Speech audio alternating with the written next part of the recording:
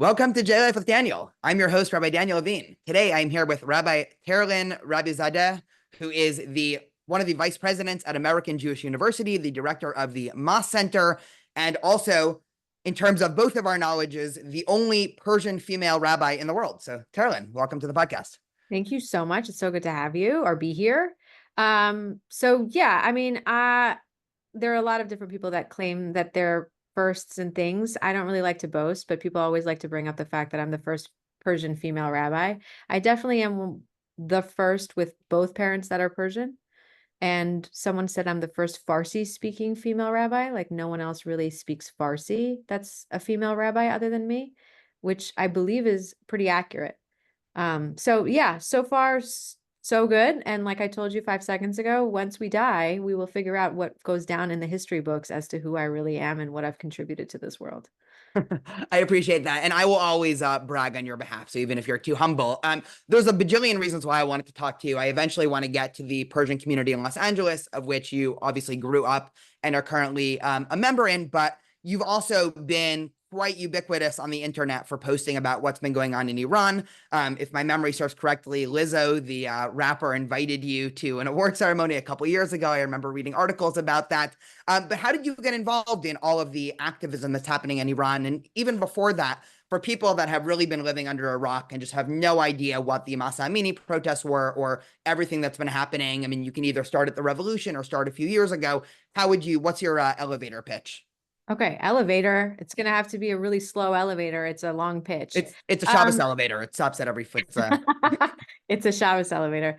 Yeah, so my parents are both Persian. My entire family is Persian, and they moved here in 1979 after the Iranian Revolution. So there was a time where if you lived in Iran, you as a woman could go to school or sing, or as people, you could, follow your own faith safely and wear whatever you want. 1979 comes around and Iran becomes an Islamic regime. And people flee, not just Jews, even Muslims flee because they don't want fundamentalist Islam in their lives. So Persian Jews, for the most part, came to New York, LA, Israel. For a time, they even went to Hamburg, Germany. And that was in 1979. So Masa Amini was it now a year ago, 2 years ago? I think it was 2 years ago. 2 years If my ago, memory yeah. yeah. Right around Rosh Hashanah time.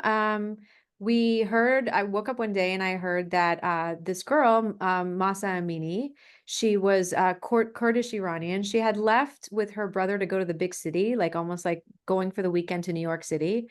She went for the weekend to Tehran, and she was stopped by the morality police. And maybe not everybody knows this, but in Iran, there's actually a morality police, people that go around and make sure women mostly are wearing, they're covered, their hair is covered, their legs aren't showing, things like that.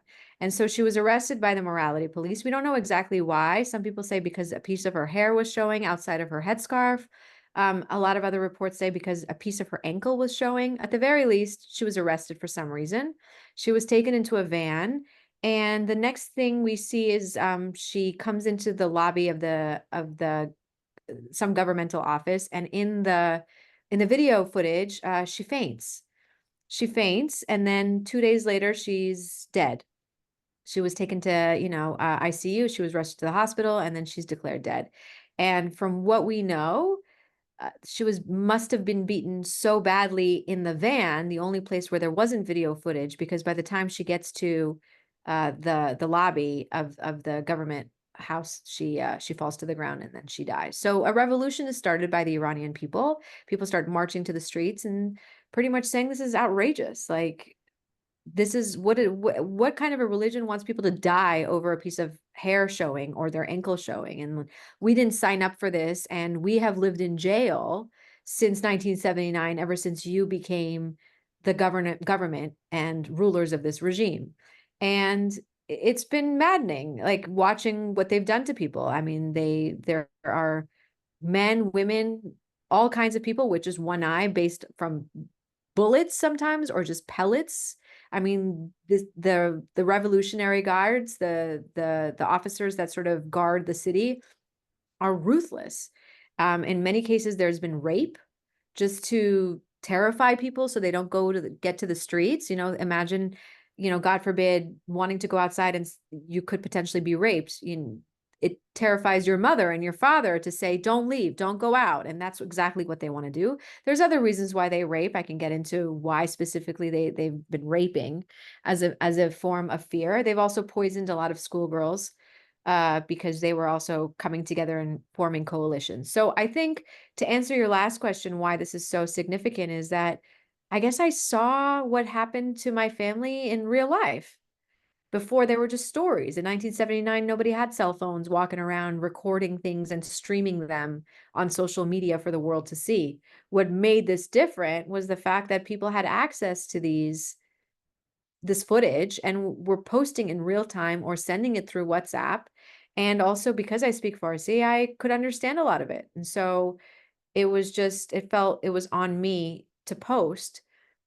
And it's interesting what you say, Rabbi, because I'm sad that I'm the main reason other colleagues and rabbis in the Jewish community are receiving this information because, my friends, I guess, and my community is Persian, so they're receiving this information. So it felt incumbent upon me, I mean, more than that, to be posting nonstop.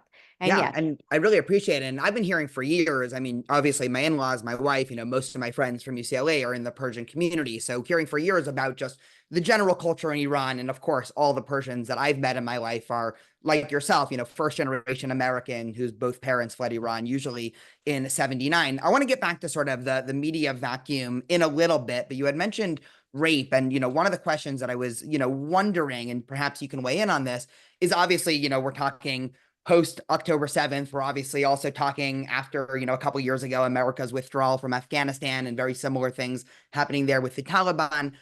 When groups that claim to be rooted in, fundamentalist or Islamist identity, right? From some perspective, obviously not defending it, but from a, fundamentalist religious perspective, you almost understand hyper modesty, all those things, but rape seems like the opposite of that. So you had mentioned before that you can get into more of the psychology or sociology behind that, but I would love to. I mean, that's always sort of been a question mark in my head. Why do groups like Hamas, which claim to be of the utmost religious, values, how are they defending this by any stretch of the imagination? yeah. So I'll say I'm speaking now also as an enraged female, um, more than I am as a rabbi, because what I'm about to say has a lot to do with Islam. And again, I'm just imparting the information I was told. I haven't read the Quran from front to back. From what I understand, there's uh there's a sin against killing a virgin. And so often what happens is that Hamas or they want to rape, and it's not just women, by the way. They rape so that when they kill, um, it's not exactly a sin. I mean, I can't justify, explain, or say anything more than describe the situation. And so that's one of the reasons that they do it. They rape and then they kill so that and I think it has something to do with the fact that virgins go up to heaven or something like that. And so they want to make sure that that also doesn't happen. I've heard a couple different layers to the situation, but it has something to do with their religion and it has something to do with not incurring sin upon themselves with their actions. So it's often what's happening. And it's terrible. I mean, I don't know if anyone's gone to the Nova exhibition in LA. It was in New York and it was in Israel also, but it has been awful seeing the amount of rape, gang rape. I think the hardest thing also, when I saw October 7th, and I'm sorry to jump around so we can reel it back, but one of the things that as a human, as a rabbi, I was in shock to see was just it was barbaric. It was almost as if they didn't have feelings. Because how could you do that? I mean, when I kill a fly, sometimes I'm like, I should have just opened the window and let it out of my car. I feel bad. I feel bad. I don't know what to say. But to see these people do it so ruthlessly, I mean, there's incidences where you heard about someone killing someone and then taking a Coke out of their fridge and drinking it. I mean, it's all on footage. You'll hear about this at the Nova exhibition if you go. It's just mind-boggling. And one of the first things I thought was they must have been drugged. And then only maybe a month or so later was it revealed that it was the same drugs that a lot of these revolutionary guards in Iran are taking. And Because this is also presumably, I mean, sorry to cut you off, but I no, mean, go ahead. obviously, Islam has a very strict prohibition against drinking. One would assume, I mean, again, neither of us are Islamic scholars. I would assume that's also prohibited. So it's this Okay. fascinating, you know, I think I don't know. I'm guessing, and it could be really dangerous territory where we're going in here, two rabbis talking about Islam. But I'll say this, once you make religion something that is supposed to happen in God's name, it becomes really difficult to argue with it, right? I mean, that's one of the reasons why progressive Judaism was created, so that we can't say God wants you to do that. You know, we have choice, we have thought, we're not sheep, we have to think. But in Islam, it's like, in the name of Allah, in the name of God, we need to do the following. So sometimes perhaps taking these drugs in order to be able to, you know, do God's plan makes it okay. Yeah. And I'll also say, I mean, just for listeners, they of course know my background, but both of us have a lot of familiarity with fundamentalist Jewish communities also. I mean, not that I want to compare, the worst of, fundamentalist Judaism to Islamism, but I think we're both speaking. I mean, neither of us are experts on Islam, but I think, I grew up in an Orthodox community. You didn't necessarily grow up in an Orthodox. I mean, that whole denominations doesn't really make sense when talking about the Persian community anyway. We'll get there in about 15 minutes, but obviously the Persian community in LA is known for being, Masorati or traditional, conservative, and a more fundamentalist leaning. And I can imagine sitting here as a ordained Reform female rabbi, you do not fit into the mold of what one would consider to be an Orthodox Jew. So, we do have some expertise there. Just to hone us back to Iran, and you had mentioned, or I had mentioned, the sort of media vacuum. One of the things that's shocking still with what's going on in Iran, because of course, it didn't end during Masa Amini. These things are still happening really every week, as I'm seeing, from your and other social medias. Why are Western feminist groups or LGBT plus groups? I mean, the same question obviously could apply with Israel and Hamas, but even putting that aside, let's say neither of us cared about Israel at all, just in terms of Iran, I mean, I meet a lot of non-Jewish Persians in Orange County. There's quite a big Persian community here. Right. And I remember talking to a lot of them. I mean, I live across the street from Wholesome Choice, which is, a huge Persian market. And, I'm there 2-3 times a week. And every time I bump into people and have conversations, these are either Muslim or Zoroastrian Persians. They're horrified with what's going on in Iran. You walk into Wholesome Choice and there's a massive Masa Amini poster still 2 years later. And yet when you go to the website of any, feminist groups or progressive groups in America, there's sort of, utter silence on the matter. I mean, I'm sure you've been much more frustrated with this than I am, but I mean, what do you think it is? Ignorance, racism, a little bit of that. Racism against almost the low expectations for the Arab or the Islamic world, or? I mean, one of the conversations people are having in the Persian community is who to vote for, right? So putting Israel aside, because that's a hot topic for Jewish Persians, I would say, the idea is Putin would prefer Harris. I mean, Trump, because Trump would maybe, I don't know, give his pal a piece of Ukraine. I don't know. And then, the Persians would, Iran would, the Iranian Islamic Republic, the government, would want Harris, because Democrats have often been easy on them, lifted sanctions and things like that. So it's just, we're thinking really right now about what matters most. I mean, do I care more about what's happening to the people of Iran right now than I do the people of Ukraine? I mean, I was advocating for Ukraine before the Iran stuff happened, but it's true that, if I had to choose my battle, I'm thinking about Iran. Most of Americans here really understand what it's like for, I think they have a stronger tie with Ukraine, maybe because of skin color. I'm not ashamed to say it, but also just, Putin is just an aggressor taking land from Ukraine, and they feel bad for it. I think that they see issues that happen in the Middle East as complicated.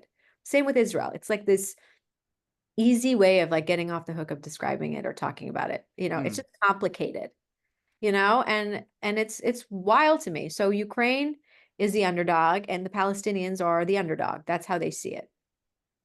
Got it. But even still, in the Iran case, I mean, you would have to imagine. I mean, I know I'm preaching to the choir here, but I just think they're not organized. I think they're just not organized, and I think that there's just a split.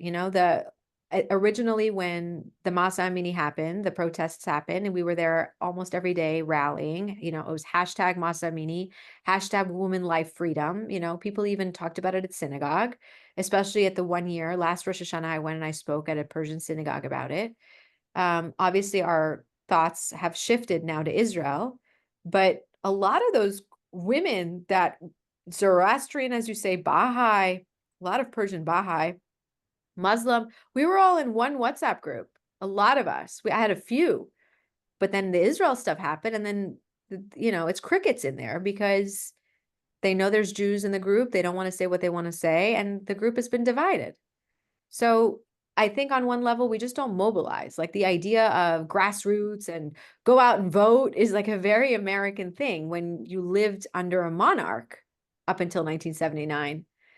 Half of the census that people take on like, whoa, what are they're not part of them because they don't vote. They don't take part in it. So I think it's just a different like mindset when you think about it. But certainly people have raised money. Certainly people have tried to do things like put the internet back on when it was shut down in Iran. They do that. They do blackout days where you can't get in touch with anyone outside. They take away Facebook, they take away WhatsApp, and the whole town can go black. So you had mentioned Trump before. I wasn't going to bring up Trump, but one of the interesting things that I've observed, just being, split between, really three communities. I have the Ashkenazi Orthodox community that I come from, the sort of world of liberal, obviously predominantly Ashkenazi Judaism, and the Persian community.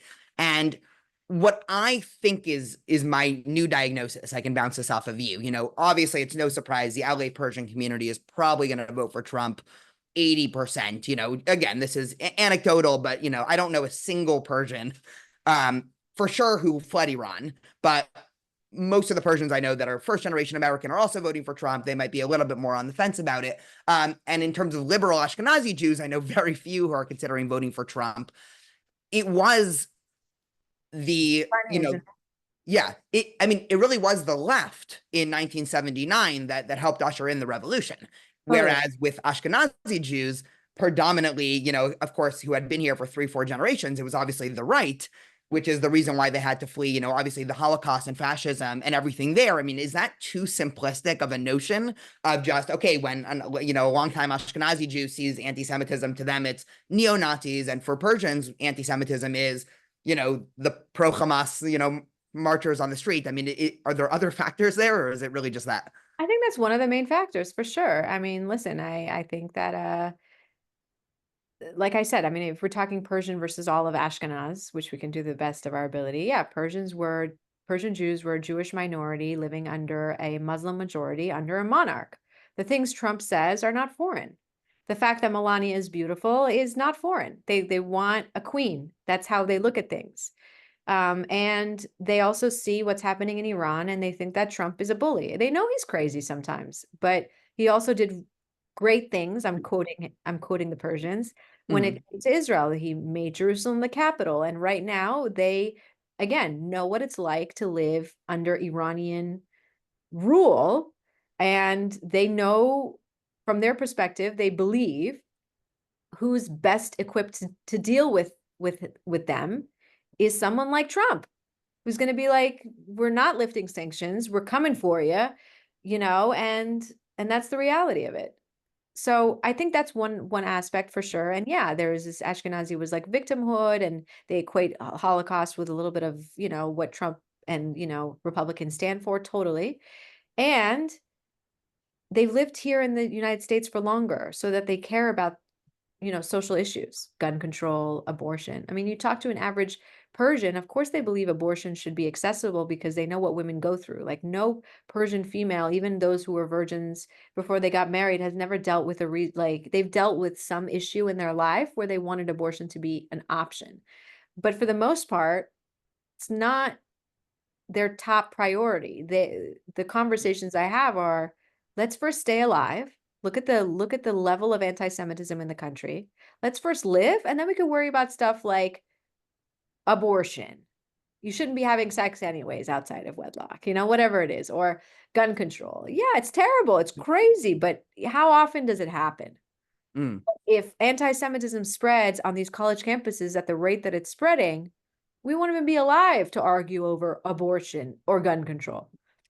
So that's the other side of the coin. I mean, maybe my kids in a future generation will be a little bit more like the Ashkenazi Americans, but for sure. I mean, and then, one thing I just add is the Persians that went to Israel were for the most part economically challenged, right? Israel really helped them. They flew them there. They gave them jobs or they gave them homes. They really helped.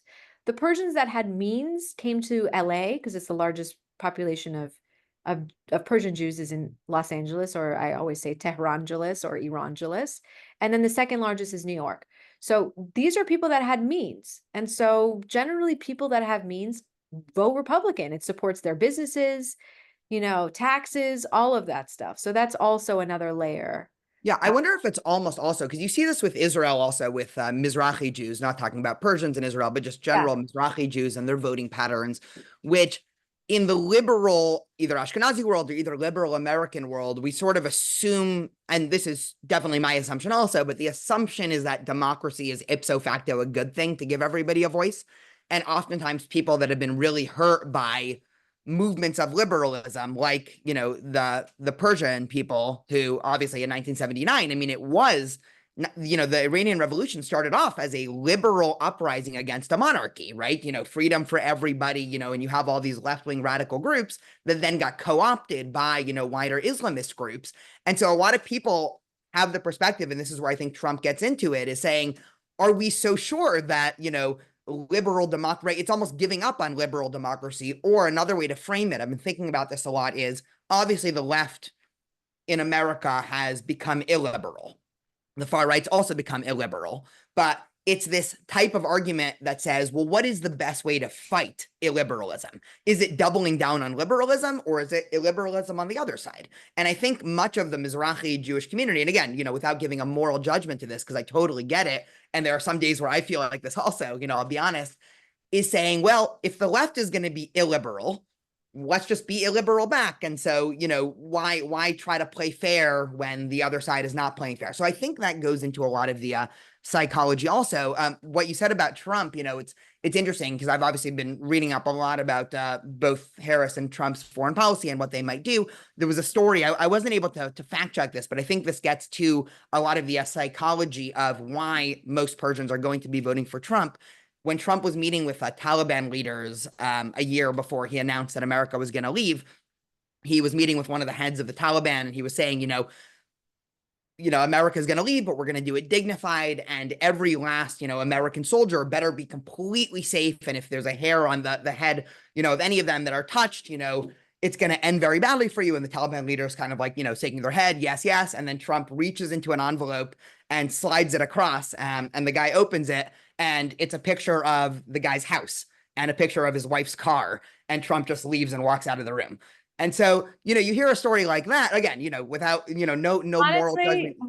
Honestly, you look at that out of context and you think how horrible. But then again, if you see some of the things that they've done or are capable of doing, I mean, don't get me started on the Taliban. I mean, the girls are not only, it started with they're not allowed to go to school and get educated past, I think, age 6. And now they have to be covered from head to toe, just having their eyes show, pretty much like a burqa. Like it's not just a hijab as it is in Iran, which is causing uproar just for that, but head to toe, black, covered, just eyes showing so they can see where the heck they're going. And then they're not allowed to now speak in public. A woman is not allowed to utter a word in public. That means go to a store and speak.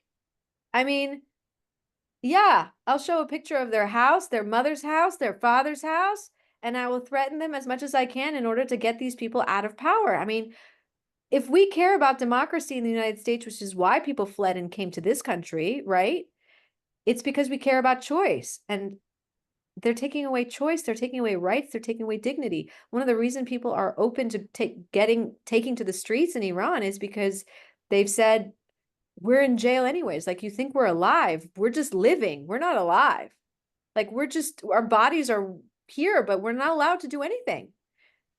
And it's crazy, Daniel. It's out of control. I mean, the music that they have access to is from 1979, like stuff my mom listened to in high school. They don't have new music that they have access to. They shut it down. It's crazy.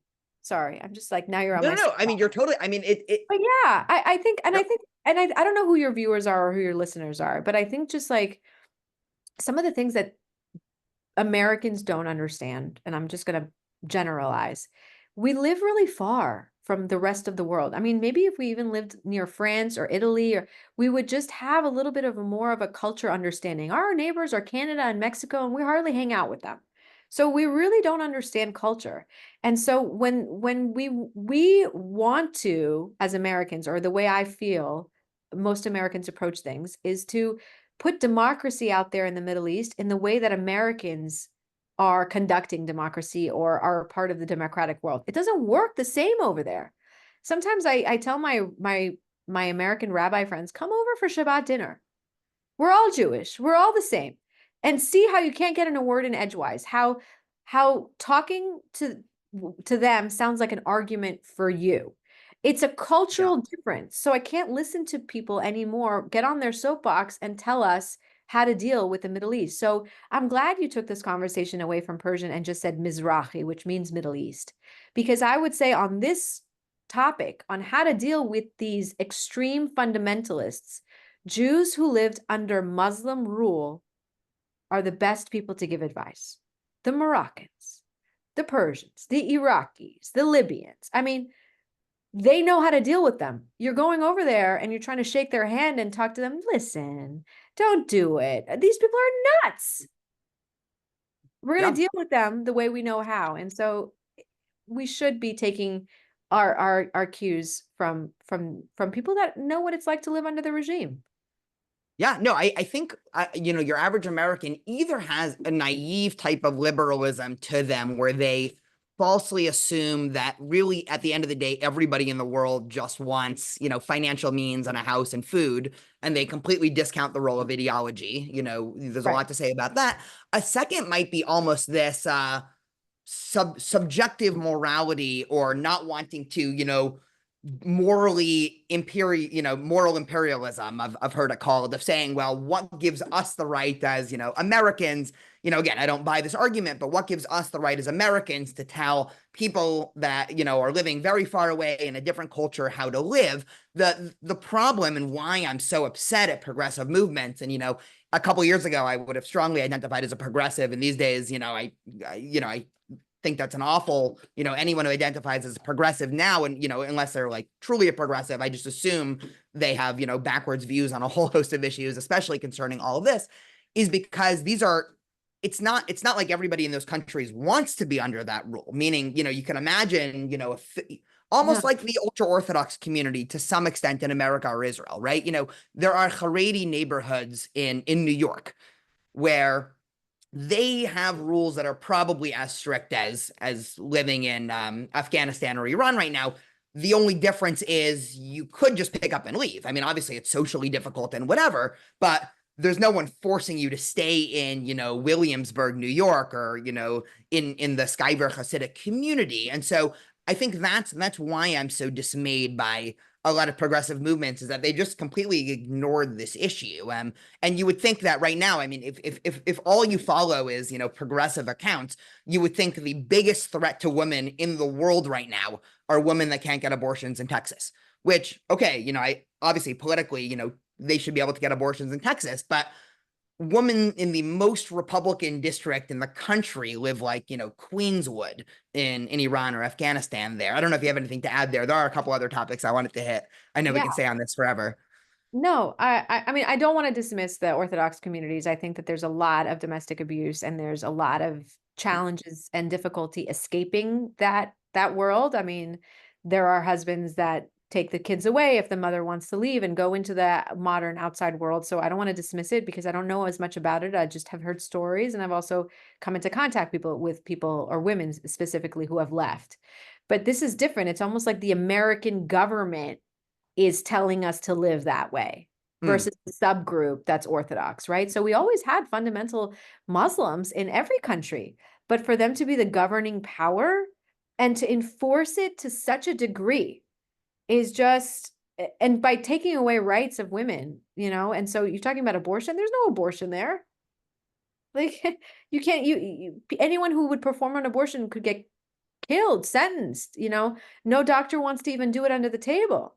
So it's just different. It's just, people need to go to the Middle East and hang out there for a minute before they give their 2 cents worth. So I would say, yeah, the morality, all of that, and how we feel obligated to help the Middle East. And there's also miseducation. I mean, I'm really sad that we have so much education in our school district, about American history, Black history, Native American history. We don't really do much about international relations. And I know that we leave that for college, but it's just such a missed opportunity because not everybody goes to college past high school. I would argue these days, I mean, somebody hanging out on a college is probably not learning as much about foreign policy Yeah, as even you would college. hope. Yeah, and like, we used to live in a world where people would get up and read the Financial Times and The Economist and the New York Times and, have 2 cups of coffee before 9 a.m. Now I'm like doing a song and a dance on TikTok just so people understand what the issue is right now. And I got to be entertaining, capture their attention, look good. I mean, it's an insane time. So yeah, I mean, we're like what 0.08% of the world is Jewish, and then what percentage is Muslim? Like billions. So our news is not spreading as fast, and it's one way, and people want to be a part of something. So when you say like the Palestinian underdogs, or like everyone wants to jump in, no one's listening to the nuance, and it's a problem. It's a huge problem.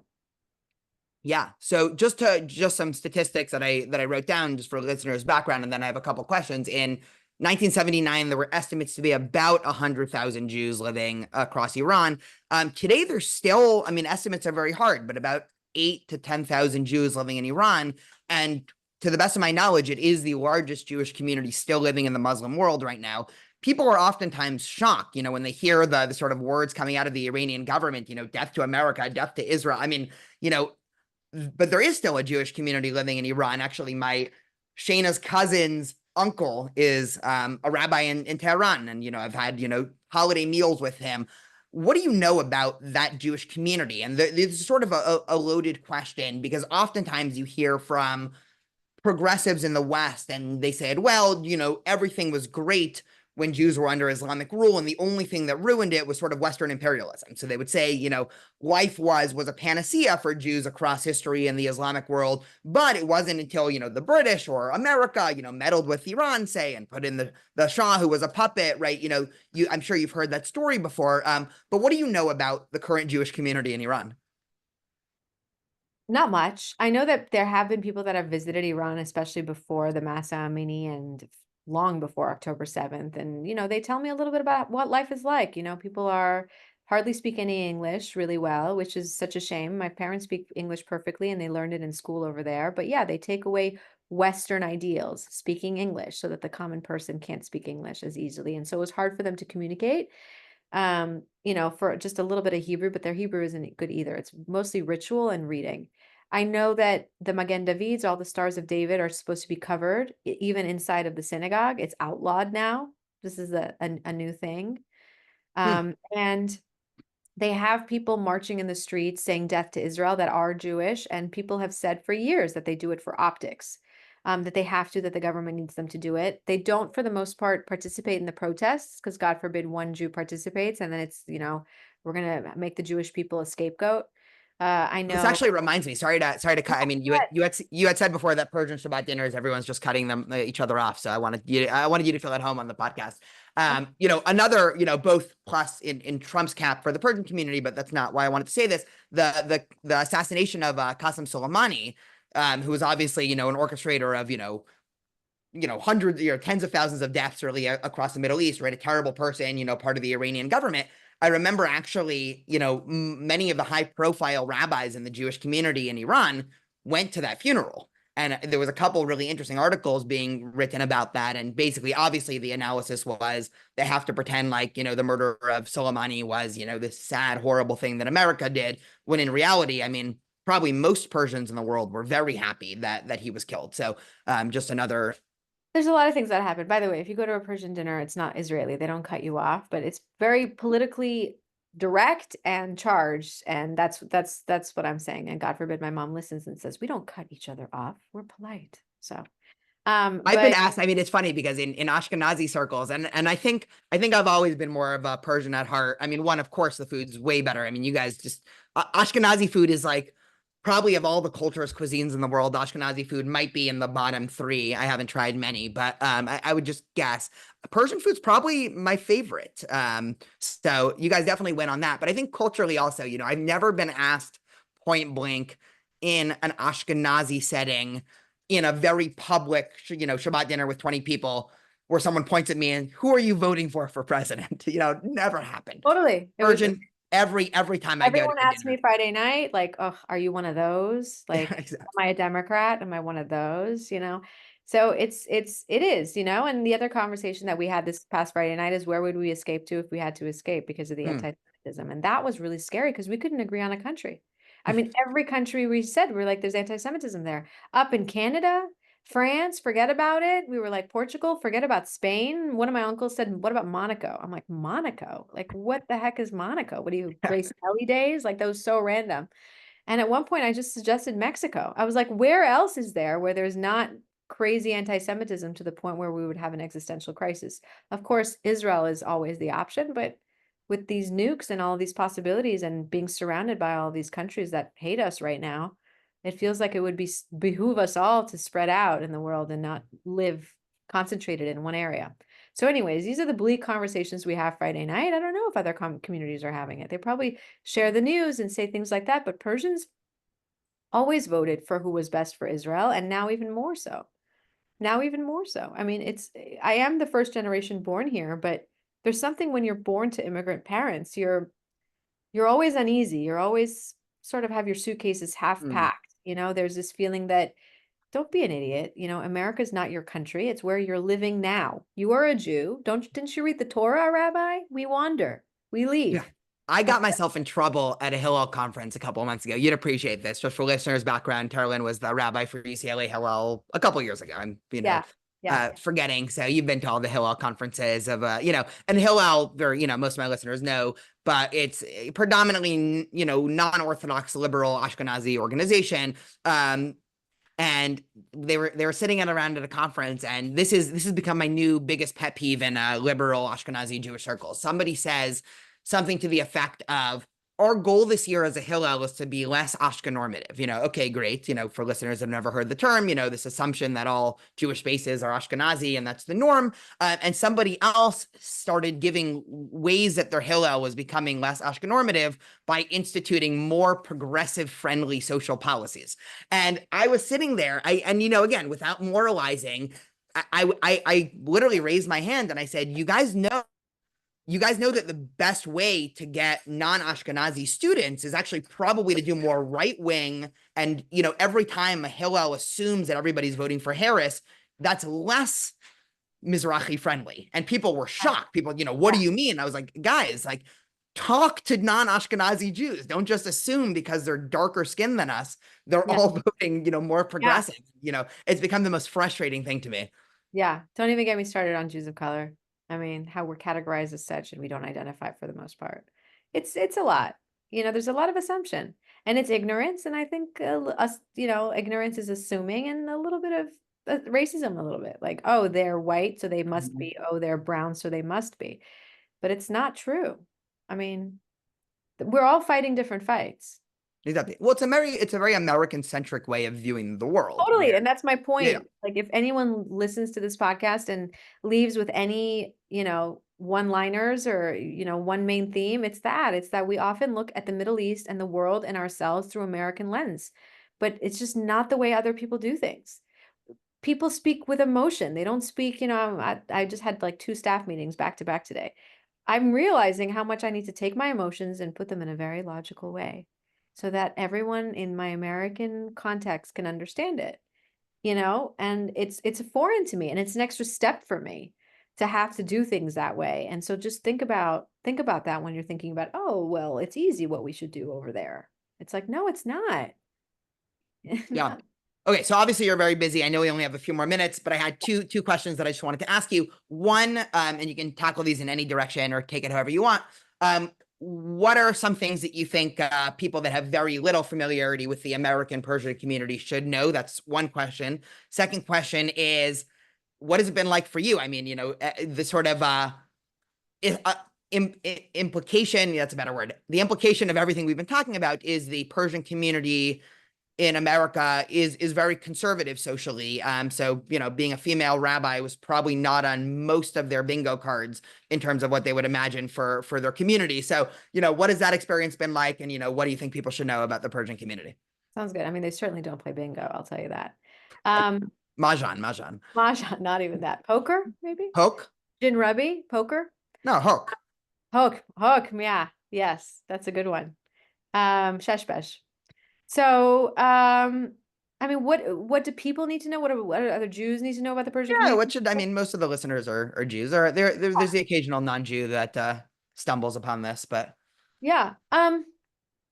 I'll just try to answer both the best of my ability. I think that, Persians speak Farsi. They don't speak Arabic. And when there was a world without internet and rabbis would have to figure out life and issues and respond them, Persians were kind of not always part of the larger conversation. So that Arab communities, Libyans, Moroccans often have a lot of traditions that are similar, and Persians have things that are distinct. But I bring that up because I remember inviting some of my colleagues over for Shabbat dinner at my family's house. And one of the questions they asked my great aunt, I remember her response was, how do you feel about the Holocaust? And she was so offended by it because she said, what do you mean? It's like it happened to one of us. And I think my big takeaway is that there's, like I said, the ignorance and the lack of knowledge about the other. But the fact that as far as Persians go, we don't really know what our differences are until someone points them out. We assumed, because of our lack of communication with the rest of the world, maybe, that we're all pretty similar. I mean, my dad calls me and goes like, are we Mizrahi? Are we Sephardi? What are we? I mean, these are categories Israel really put together. We don't use these in our community. When you're Moroccan and you come over our family house for Shabbat, for example, my grandma might say, oh, you're Moroccan, you like things spicy. Try this one. I mean, we don't like these large umbrellas of Jew of color, or means nothing to me. If you say you're a Jew from Jamaica, I'll know you'll like, jerk chicken, that we like insight into culture. And so there's a lot of assumptions about us, but we're really ignorant, I think, as a community. Not me, because I'm a rabbi and I work in the world, yeah, but and rabbis know everything, just for listeners that are wondering. well, no, I mean, I'm a teacher, and all I do is create bridges between these different communities. So I've really understood what liturgy is the same and different, what nuances. But if you put my dad, who grew up pretty traditional, in an Ashkenazi traditional synagogue, he can't follow because it's different. And so I think the assumption from the Persians is we're all the same, right? They just lived in Russia and Germany, and we lived in Iran. And it's like, no, we're very different. So all I'm saying is that what you don't know about the Persian community is that they're just love, and they look at all Jews that like their brothers and sisters, and when they hear things like you're voting for Harris, they're in shock, because for them that's like the worst thing we could do for Israel, and I thought we're all a team. Like, they don't understand it. So I don't know if I'm helping, but I think the best thing that I would say is it's so common for American Jews to walk into a church or a gospel and like learn about different ways of doing religion so that we could bring it into Judaism. But I would ask all of you to go to different ways of being Jewish. Go to a Moroccan synagogue, go to an Iraqi synagogue, go and figure out the different ways Judaism has taken hold because of living in these Muslim countries, because of living in different areas, and grow and learn, and maybe we can come up with a better solution together. I love that. Well, I don't know if you have anything else to add. I know it's about to hit 1 o'clock. So, Rabbi Tarlan, thank you so much. If listeners want to see your postings, what's the best way to follow you and find out what you're up to? Definitely, you can follow me on Instagram, Rabbi Tarlan. That's Rabbi Tarlan. And you can also email me at rabbitarlan@aju.edu. Just Google me, you can find me. Thank you so much for having me. Of course. And can I say an early Shana Tova? Shana Tova to you too. Thank you again. Thanks. Bye.